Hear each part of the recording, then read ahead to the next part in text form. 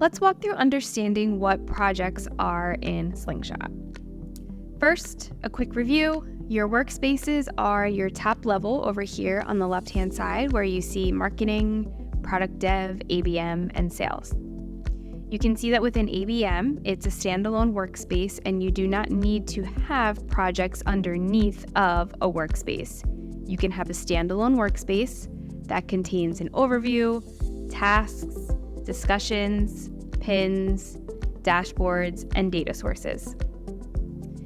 Within a project, if I come down here to, let's say, PPC, this is an example of a project.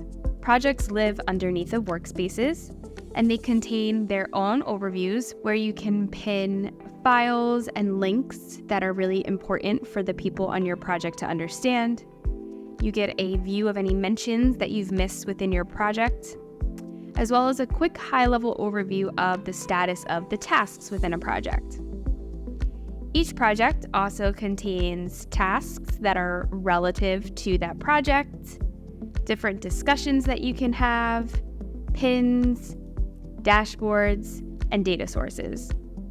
Basically, a project allows you to bring everything that you need for managing and running your projects into one area so that you have what you need when you need it in one single place.